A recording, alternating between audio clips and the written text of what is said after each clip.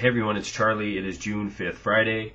YouTube user Second Amendment sent me a message asking if I was going to do a video, or saying he'd like me to do a video on this government unemployment statistic that came out today. And when I read that report this morning, I knew without a doubt I would be doing a video on it because it's crazy, ridiculous. But first I wanted to say that I know the last several videos I've made, I went back and watched some of them here recently, and I know that a lot of them seem to be leaning lately more towards a conspiratorial edge, and you know, the problem is in looking at this stuff every day and trying to find some truth in reporting, from what I read, it tends to make you lean towards, I mean, if you follow the truth of what's really happening, what's really behind the headline, it's going to naturally, in my instance anyway, lead me towards more of a conspiratorial point of view. However, I do try very hard not to come at these videos from a left or right standpoint. You know, I don't want to be labeled a right-wing wacko or a left-wing wacko or a libertarian wacko, or not that any of those groups are in and of themselves wacko, but I'm just trying to find the actual factual truth of what's going on. And in doing that, it's led me to believe that that these people who are put in charge of our country, our economy, and our lives, in effect, it's not divine providence that has led these people to where they are.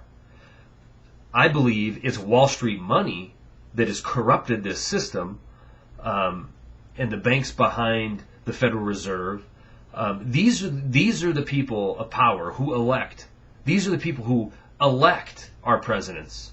These are the people who keep, these important senators and congressmen in positions of power. You might think that we get to elect who's going to be the president, but we don't. That's a farce. The people who are funded are who you get to vote on. So that's my conspiracy take. So hopefully I don't come across as a extreme conspiracy theorist. But like I said, if you do some research, you'll, I think, inevitably come to the conclusion that this isn't all chance, this isn't all accident, this isn't all, we didn't see this coming. This is all by design and plan. So with that said, I'm going to dive into this report, which is crazy, ridiculous. ADP put out 2 days ago that the unemployment rate or numbers were going to be 532,000 for May. Okay, I've said in the past, I like ADP. They seem to be more accurate. When the government stats come out, they usually end up revising them up, and it looks more like the ADP report. This month, the government, the czar in charge of propaganda, and if there isn't officially one of them, I'm sure there is unofficially, shot for the moon, man. He went out on a limb and put out a 345,000 job loss number, a full almost 200,000 under ADP's and analysts' report. Now, I guess you're supposed to grab hold of that number and think, oh, hey, things are getting better. Well, nobody did. Even the cheerleaders of the administration and cheerleaders of the Geithners and Bernankes on CNBC and Bloomberg and Fox Business, even they couldn't wrap their heads around this shockingly dramatic decrease in unemployment. But even if you take that as fact, which, in my opinion, it's a total load of bunk, even if you take that as fact, the unemployment rate went from 8.9, the alleged worst it's going to get, to 9.4, a full 0.5% increase, which is impossible. Because even back when we were losing 700,000 jobs a month, those were giving us that kind of an increase of a 0.5%. when it was 600,000, you're talking 0.3 or 0.4%. But all of a sudden, we lose 345,000 jobs, 345,000, and now it's going to increase a full 0.5% in the unemployment rate. What's the reason for it? One sentence on Bloomberg is all I could find to explain it, which was apparently more people are coming back into the workforce. And I was like, what? That doesn't even make sense. So, whatever. It's, in my opinion, all BS anyway.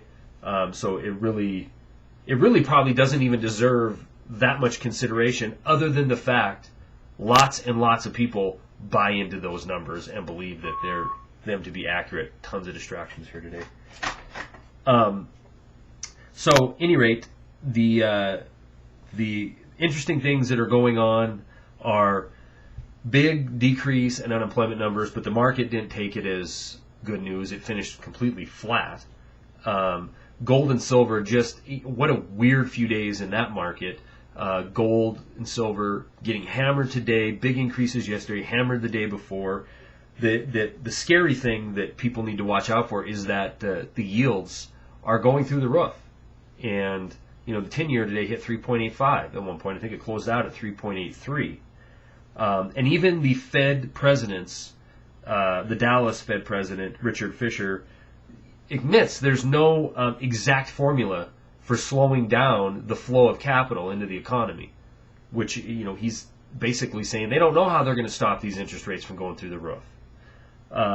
Janet Yellen, the San Francisco president, said policymakers, i.e. Congress, need to be prepared for substantial shocks in Treasury rates. And that's cool. So that's exactly what we need is, a 10% 10-year yield, because that will absolutely, you're talking Zimbabwe inflation. You're talking, if you have a adjustable rate mortgage, let me just put it to you bluntly, you're screwed now, right this second. If you're thinking about refinancing, I think you're out of time. I think 5.5 is as low as you can get right now. But Monday's a new day, and they're jumping up 0.5 point a day. So if there is green shoots, this will certainly pour weed be gone all over them. So, at any rate, that's pretty much all I have for today. I definitely am going to be doing some more videos this weekend. I want to talk about these big treasury sales coming up next week, and I personally think that's why Geithner is spent several days last week in China, was to beg them to get involved. And I also think that's part of the reason for this Middle East trip, was to try to encourage them by letting them know we're going to artificially raise the price of oil so that these OPEC countries could make money and invest it back into America. So, at any rate, that's what I got for today.